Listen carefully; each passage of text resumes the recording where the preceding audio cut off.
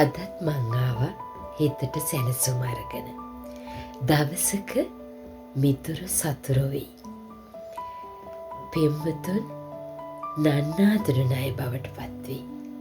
සැමියා බිරිඳ දුරස් වෙයි. දරුවන්ට දෙමාපියන්ව අඳුන ගන්නත් බැරි වෙයි. සහෝදරයින්ට අමතක වෙයි එක කුසක උපන්නද කියලාවත්.